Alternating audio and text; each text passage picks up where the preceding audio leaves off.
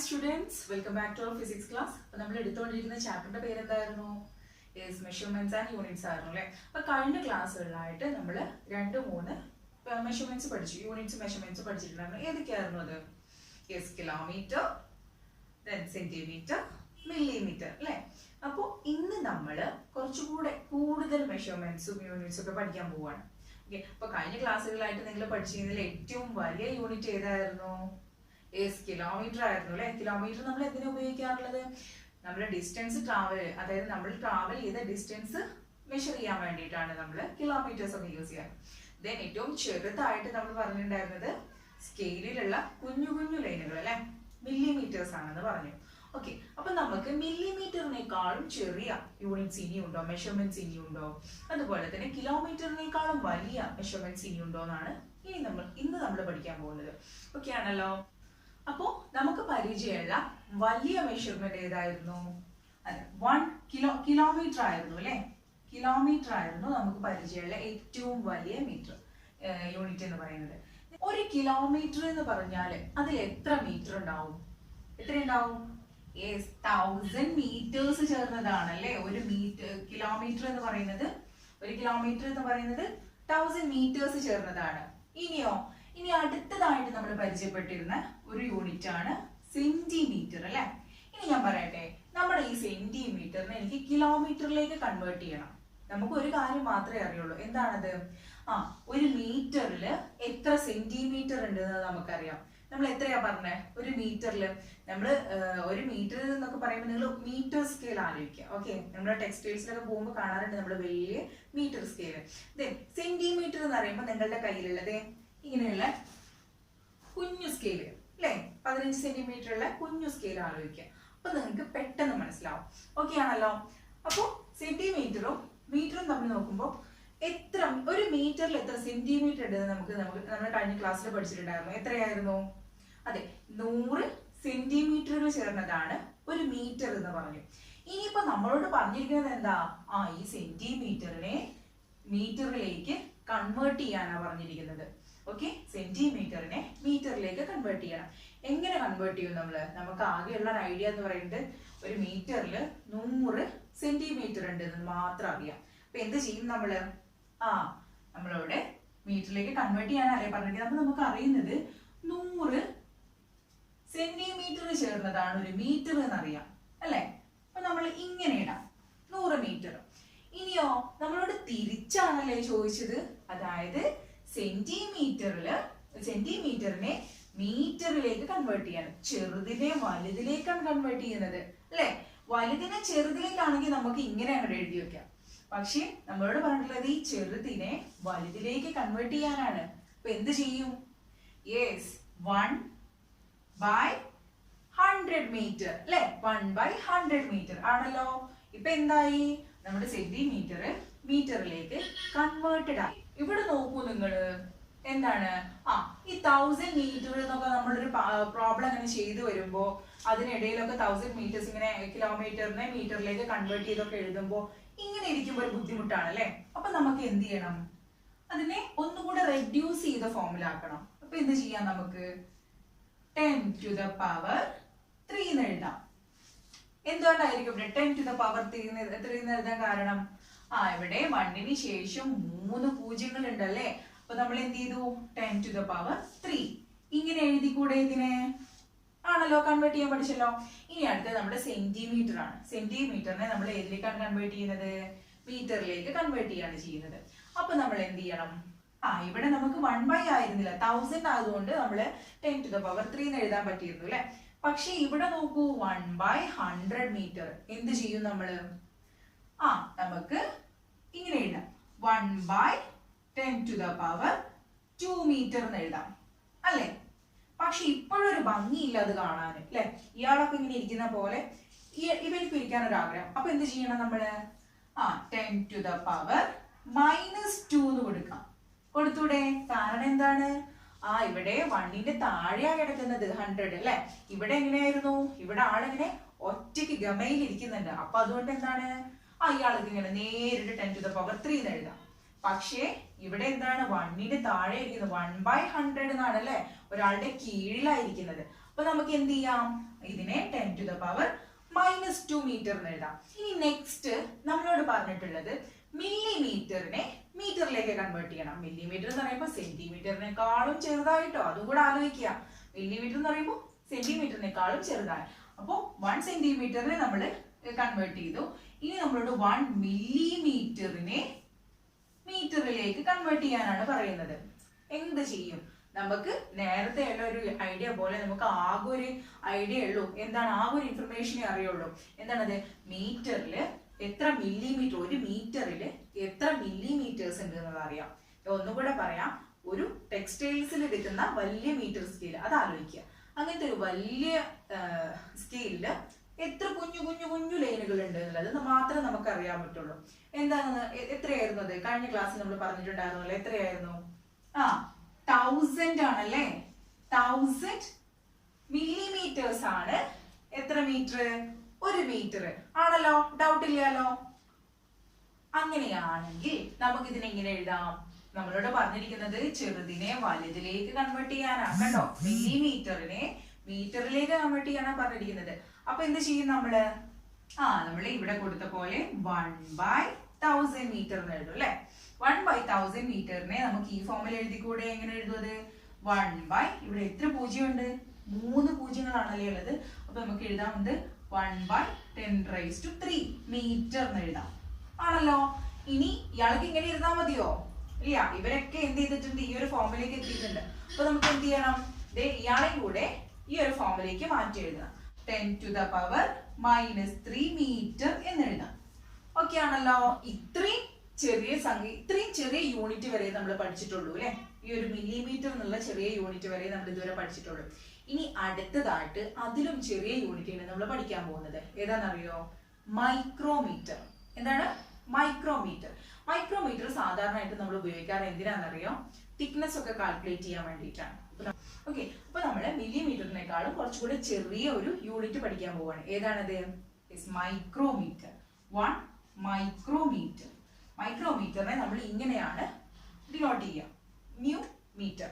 Micrometer എന്നാണ് അതിന്റെ അർത്ഥം. ഇനിയോ നമ്മൾക്ക് മൈക്രോമീറ്ററിനെ മീറ്ററിലേക്ക് കൺവേർട്ട് ചെയ്യാണ് വേണ്ടത്. മൈക്രോമീറ്ററിനെ മീറ്ററിലേക്ക് കൺവേർട്ട് ചെയ്യണം. അപ്പൊ നമുക്ക് ഒരു കാര്യം മാത്രം അറിയാം. എന്താണെന്നറിയോ?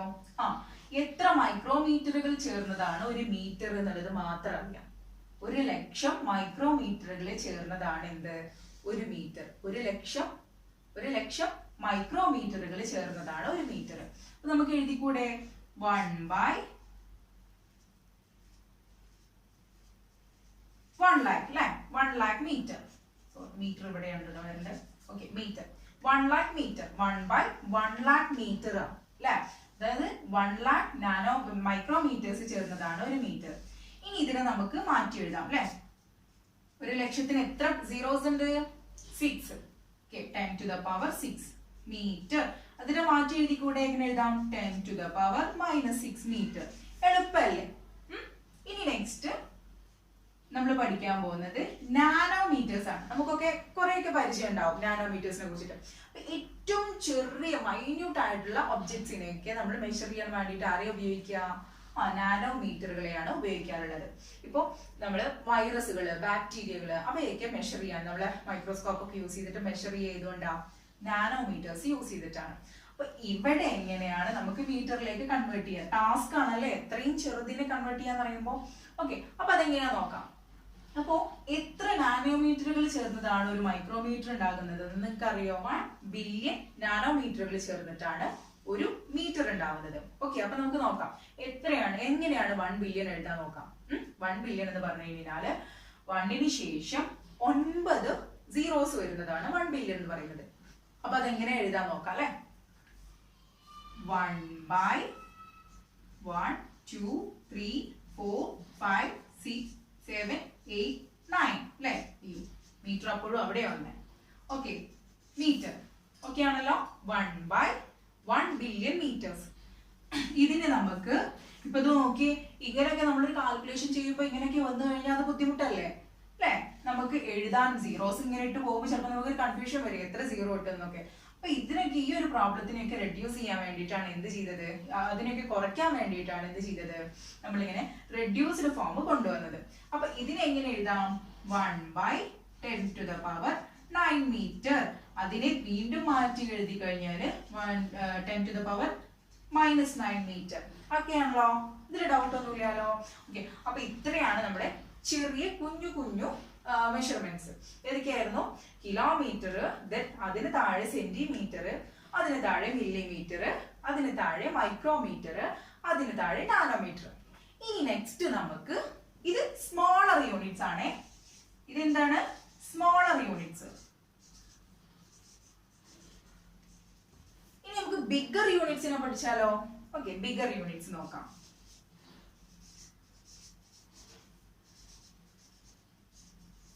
അല്ലെ, ബിഗർ യൂണിറ്റ്സ് നമുക്കറിയാവുന്ന ആകെ ഒരു ബിഗർ യൂണിറ്റ് ഏത് മാത്രമേ ഉള്ളൂ? ദാ ഈ കിടക്കണ കിലോമീറ്ററിനെ മാത്രമേ അറിയുള്ളൂ അല്ലെ. അപ്പൊ നമുക്ക് എന്ത് എഴുതാം? ആദ്യം അയാളെ അങ്ങോട്ട് പിടിച്ചെഴുതാം, കിലോമീറ്റർ അല്ലെ. ഇനി ബാക്കിയുള്ള ബിഗർ യൂണിറ്റ്സ് ഏതൊക്കെയാണെന്ന് നമുക്ക് നോക്കാം. അപ്പൊ ഇവിടെ നിങ്ങൾക്ക് പ്രത്യേകിച്ച് കൺവേർഷൻസും കാര്യങ്ങളും ഒന്നും പറയുന്നില്ല. എന്താണ്? നിങ്ങൾ ജസ്റ്റ് ഇതിനെ അറിഞ്ഞിരിക്കുക. ഓക്കെ, അപ്പൊ കിലോമീറ്റർ ആണ് ഏറ്റവും നമുക്കറിയാവുന്ന വലിയ ബിഗർ യൂണിറ്റ് അല്ലെ, വലിയ യൂണിറ്റ്. ഇനി നെക്സ്റ്റ് ആണ് ഒരാള്, ആരാന്നറിയോ? Astronomical unit. ആരാണ്? Astronomical unit. AU എന്നാണ് നമ്മൾ അതിനെ റെപ്രസെന്റ് ചെയ്യാറ്. നിങ്ങൾ വലിയ ക്ലാസ്സുകളിലൊക്കെ എത്തുമ്പോൾ ഇനി മിക്കവാറും കേൾക്കുന്ന ഒരു ടേം ആയിരിക്കും എന്ത്? അസ്ട്രോണമിക്കൽ യൂണിറ്റ് എന്ന് പറയുന്നത്. ഓക്കെ, അപ്പൊ എന്താണ് അസ്ട്രോണമിക്കൽ യൂണിറ്റ് നോക്കാം. അസ്ട്രോണമിക്കൽ യൂണിറ്റ് എന്ന് പറഞ്ഞാൽ it's average distance between sun and earth. എന്താണ്? Average distance between sun and earth. അപ്പൊ നമുക്കറിയാം നമ്മുടെ എർത്ത് എന്ന പ്ലാനറ്റിനോട് ഏറ്റവും അടുത്തിരിക്കുന്ന സ്റ്റാർ ആരാണ്? യെസ്, സൺ ആണ് അല്ലെ. അപ്പോ സണ്ണിന്റെയും എർത്തിന്റെയും ഇടയിലുള്ള ഒരു ആവറേജ് ഡിസ്റ്റൻസിനെ നമ്മൾ എന്ത് പറയുന്നത്?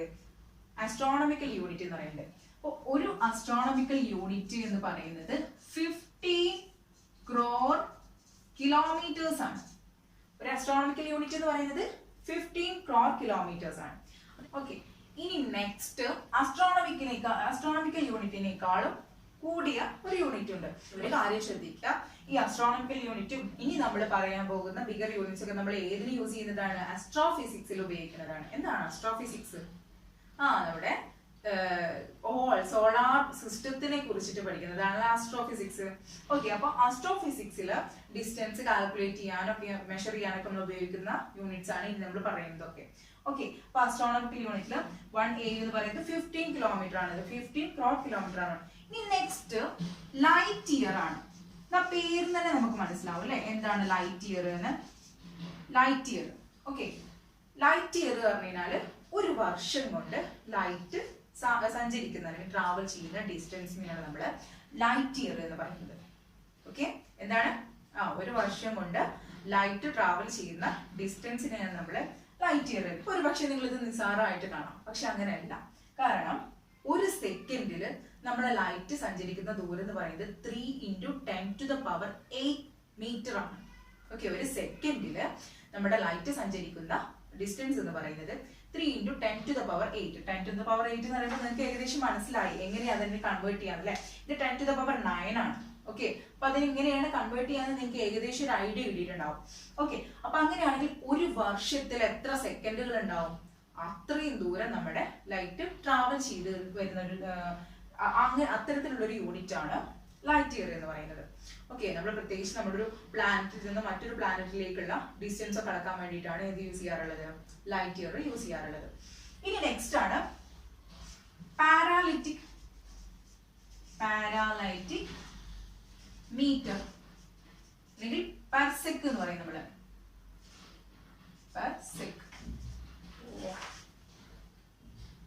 പെർസെക് എന്ന് പറയും.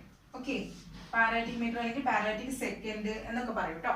പാരാലിറ്റിക് സെക്കൻഡ്, പെർസെക് എന്നൊക്കെ പറയും. അപ്പൊ ഒരു പെർസെക് എന്ന് പറയുന്നത് 3.24 ലൈറ്റ് ഇയേഴ്സ് ആണ്. 3.24 ലൈറ്റ് ഇയേഴ്സ് ആണ് എന്ത് ഒരു പെർസെക് എന്ന് പറയുന്നത്. ഇതും നമ്മൾ പറഞ്ഞ പോലെ തന്നെ നമ്മുടെ പ്ലാനറ്റ്സിന്റെ സ്റ്റാറിന്റെ ഇടയിലുള്ള ഡിസ്റ്റൻസ് മെഷർ ചെയ്യാൻ വേണ്ടിയിട്ട് നമ്മൾ ഉപയോഗിക്കുന്ന ഒരു മെഷർമെന്റ് ആണ്. ഓക്കെ, അല്ലെങ്കിൽ യൂണിറ്റ് ആണ് പെർസെക് എന്ന് പറയുന്നത്. അപ്പൊ ഏതൊക്കെയാണ് നമ്മൾ പഠിച്ചത്? കിലോമീറ്ററിനെക്കാളും വലിയ astronomical unit AU, then light year, then parallactic metre അല്ലെ, പെർസെക്. അപ്പൊ ഇനി ഇതിന്റെ കുറച്ച് കാൽക്കുലേഷൻസ്, അതായത് ഇതിനെ സംബന്ധിച്ചിട്ടുള്ള കുറച്ച് ക്വസ്റ്റ്യൻസ് ഇതിന്റെ താഴെ കൊടുത്തിട്ടുണ്ട്. ശ്രദ്ധിച്ചോ നിങ്ങൾ? അപ്പൊ അതിന് താഴെ കുറച്ച് ക്വസ്റ്റ്യൻസ് കൊടുത്തിട്ടുണ്ട് അല്ലെ. എന്തൊക്കെയാ ചോദിച്ചിട്ടുള്ളത്? The use of plastic carry bags having thickness below the stipulated level has been prohibited. In which unit the thickness of the such bags are expressed? നമ്മൾ ഡിസ്കസ് ചെയ്തൂലേ? എങ്ങനെയായിരുന്നു?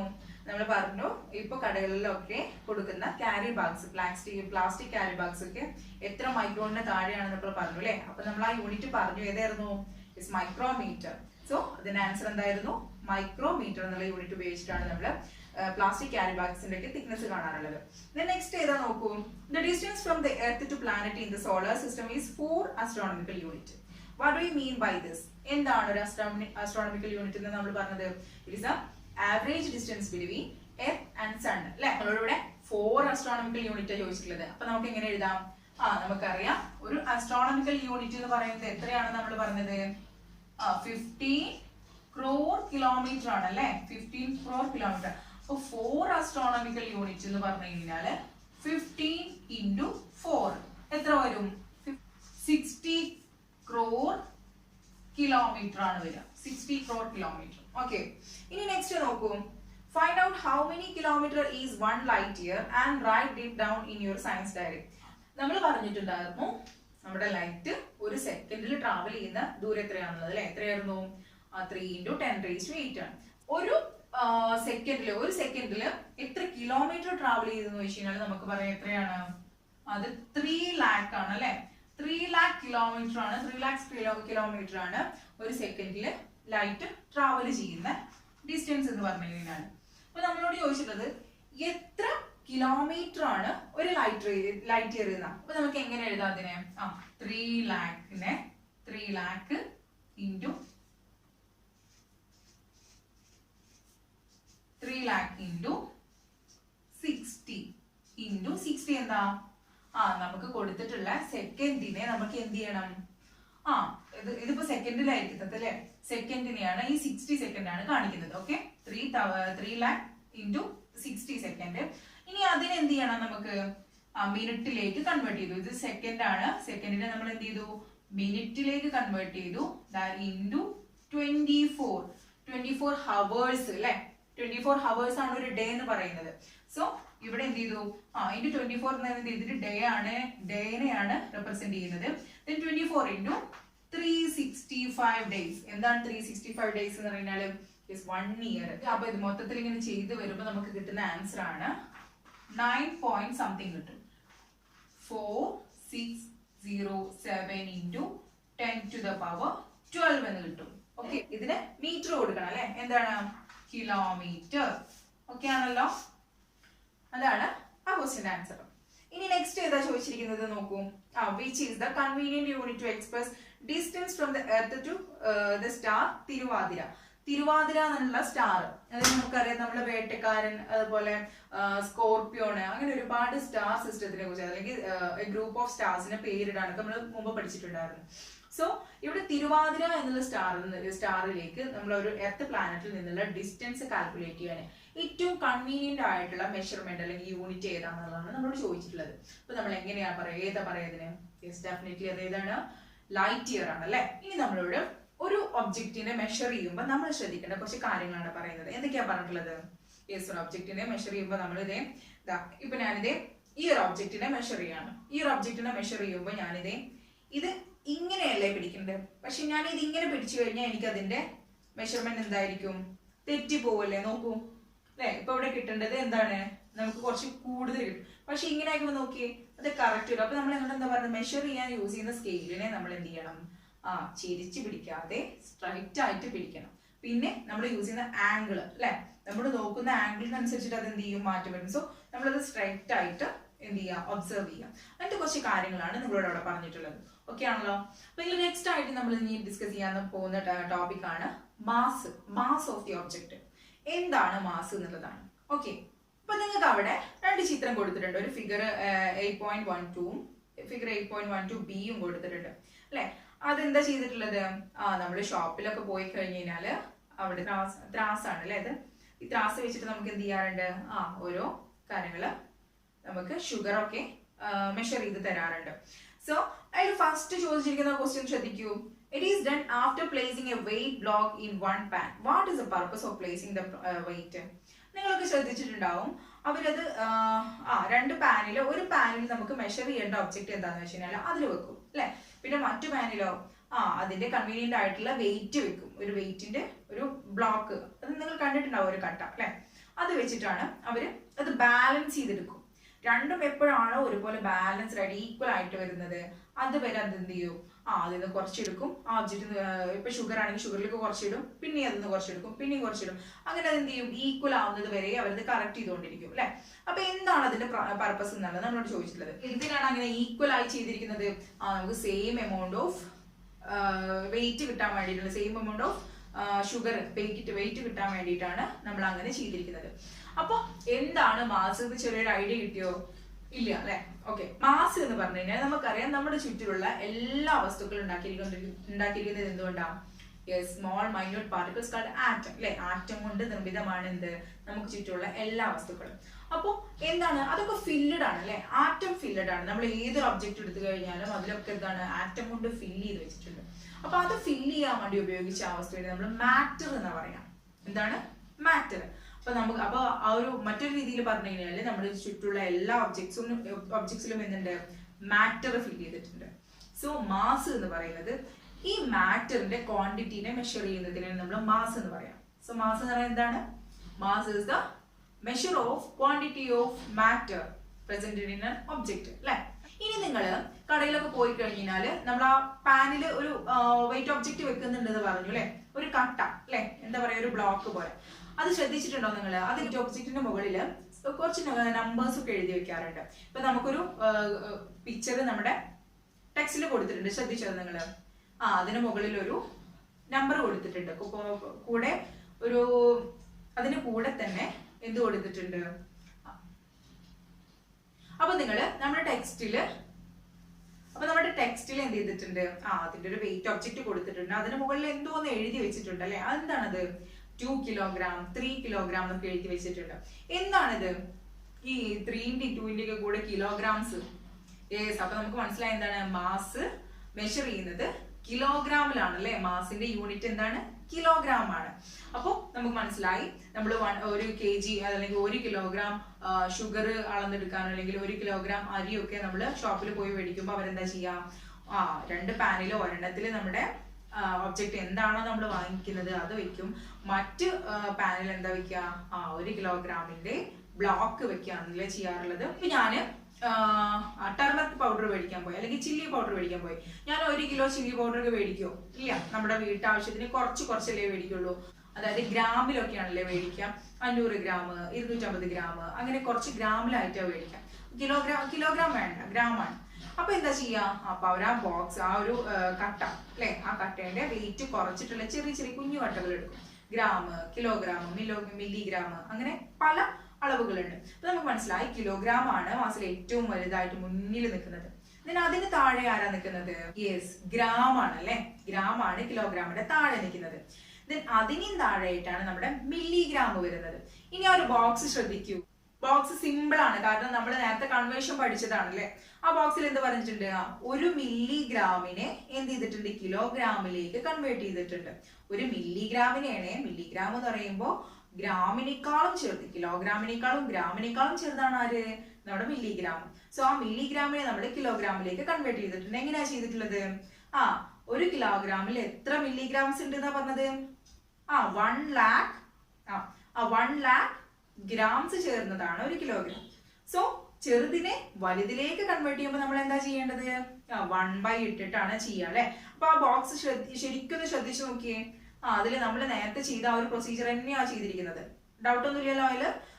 അപ്പൊ നമ്മുടെ കിലോഗ്രാമില് 1 lakh മില്ലിഗ്രാംസ് അടങ്ങിയിട്ടുണ്ടെന്ന് നമുക്ക് മനസ്സിലായി. അങ്ങനെ എന്ത് ചെയ്തു?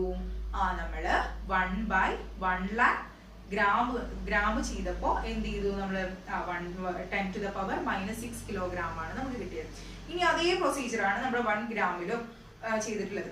ഇനി ഇതിൽ വലിയ മെഷർമെന്റ്സ് വേണ്ടേ നമുക്ക്? ഇപ്പൊ ഈ മില്ലിഗ്രാം ആയാലും ഗ്രാം ആയാലും ചെറിയ മെഷർമെന്റ്സ് ആണ്. ഇപ്പൊ നമ്മള് കല്യാണങ്ങൾക്കും അതുപോലെ തന്നെ പൊതുപരിപാടികൾക്കും ഒക്കെ ഒരുപാട് ടൺ കണക്കിനൊക്കെയാണ് ഇപ്പൊ നമ്മള് വലിയ വലിയ ഫംഗ്ഷൻസിനും പ്രോഗ്രാംസിനും ഒക്കെ എന്താ ചെയ്യാറ്? നമ്മൾ ഒരുപാട് പേർക്ക് ഫുഡ് ഉണ്ടാക്കണം അല്ലെ. അപ്പൊ നമ്മൾ എന്താ ചെയ്യാം? നമ്മൾ ഈ കിലോഗ്രാം കണക്കിലാണോ എടുക്കാറുള്ളത്? നമ്മൾ എടുക്കുമ്പോൾ 10 കണക്കിനും കിൻഡൽ കണക്കിനൊക്കെ എടുക്കാറില്ലേ? നിങ്ങൾ കേട്ടിട്ടുണ്ടാവും, പക്ഷെ നിങ്ങൾക്ക് അറിയില്ല അത്. ഓക്കെ, 10 കിൻഡൽ എന്താണെന്നുള്ളത് കൊടുത്തിട്ടുണ്ട്. ഒരു കിൻഡൽ എന്ന് പറഞ്ഞാൽ എന്താണ്? 100 കിലോഗ്രാം ആണ് അല്ലെ. ഒന്ന് ആലോചിച്ച് നോക്കൂ, 100 കിലോഗ്രാംസ് ആണ് എന്ത് ഒരു കിൻഡൽ എന്ന് പറയുന്നത്. നെക്സ്റ്റ് അതിലും വലുതൊന്നും കൊടുത്തിട്ടുണ്ട്. ഏതാണ്? ഒരു 10 അല്ലെ. 1 ടൺ കൊടുത്തിട്ടുണ്ട്. 1 ടൺ എന്ന് പറഞ്ഞാൽ എത്രയാണ്? 1000 കിലോഗ്രാം. ഓക്കെ, മറക്കരുത്, 1000 കിലോഗ്രാം ആണ് എന്ത് ഒരു ടൺ എന്ന് പറയുന്നത്. 100 കിലോഗ്രാം ആണ് എന്ത് ഒരു കിൻഡൽ എന്ന് പറയുന്നത്. അപ്പൊ അതിൽ കൺഫ്യൂഷൻ ഒന്നും ഇല്ലാലോ. ഓക്കെ, അപ്പോ ഏകദേശം വലിയ മെഷർമെന്റ്സും ചെറിയ മെഷർമെന്റ്സും ഒക്കെ നമ്മൾ പഠിച്ചില്ല. ഇനി അതിലൊരു കൺഫ്യൂഷനും ഇല്ലല്ലോ. ഓക്കെ, അപ്പൊ ഇന്നത്തെ ക്ലാസ്സിൽ നമ്മൾ എന്തൊക്കെയാ പഠിച്ചത്? നമ്മള് വലിയ യൂണിറ്റ്സും ചെറിയ യൂണിറ്റ്സും പഠിച്ചു. അതിലെ വലിയ യൂണിറ്റ്സിൽ ഏതൊക്കെയാ വരുന്നത്? Kilometre, astronomical unit, light year, parsec അല്ലെ. ഇനി ചെറിയ യൂണിറ്റ്സ് എന്ന് പറഞ്ഞേ ഏതൊക്കെയാ ചെറിയ യൂണിറ്റ്സ്? കിലോഗ്രാം നമുക്ക് കിലോമീറ്റർ മുതൽ തുടങ്ങാം. Kilometre, then metre, centimetre, millimetre, then micrometre, nanometre അല്ലെ. അതിന്റെ കൺവേർഷൻ ഒക്കെ എന്തായാലും ഓർത്തിരിക്കുക കേട്ടോ, കാരണം നിങ്ങൾക്ക് വലിയ വലിയ ക്ലാസ്സിലൊക്കെ ഇങ്ങനെ കൺവേർട്ട് ചെയ്തിട്ട് ഉപയോഗിക്കേണ്ടി വരും. നെക്സ്റ്റ് നമ്മൾ പുതിയ ഒരാളെ കൂടെ പരിചയപ്പെട്ടു. ആരായിരുന്നു അത്? മാസ് അല്ലെ. എന്തായിരുന്നു mass? Mass is the measurement of quantity of matter presented in an object. ഒരു ഒബ്ജക്റ്റിലുള്ള മാറ്ററിന്റെ ക്വാണ്ടിറ്റിനെ നമ്മൾ മെഷർ ചെയ്യുന്നതിനാണ് എന്ത് പറയാറ്? മാസ് എന്ന് പറയാം. സോ മാസിന് ഒരു യൂണിറ്റ് പറഞ്ഞേ. കിലോഗ്രാം, പിന്നെയോ ഗ്രാം, പിന്നെയോ മില്ലിഗ്രാം, then 10 കിൻഡൽ അല്ലെ. ഒരു കിൻഡൽ എന്ന് പറഞ്ഞാൽ എത്രയാണ്? 1000 കിലോഗ്രാം ആണ്. ഒരു 10 എന്ന് പറയുന്നത് എത്രയാണ്? 100 കിലോഗ്രാം ആണ്. ദെൻ ഏറ്റവും ചെറിയ മാസിന്റെ ഏറ്റവും ചെറിയ യൂണിറ്റ് ആണ് ആര്? മില്ലിഗ്രാം അല്ലെ. പിന്നെയോ അതിന്റെ മുകളിലാണ് ഗ്രാം അല്ലെ, പിന്നെയാണ് കിലോഗ്രാം വരുന്നത്. അപ്പൊ അതൊട്ടും കൺഫ്യൂഷൻ ആവരുത്. അപ്പൊ ഇത്രയേ ഉള്ളൂ നമ്മുടെ ഇന്നത്തെ ക്ലാസ്. നന്നായിട്ട് പഠിക്കാം. Okay, thank you.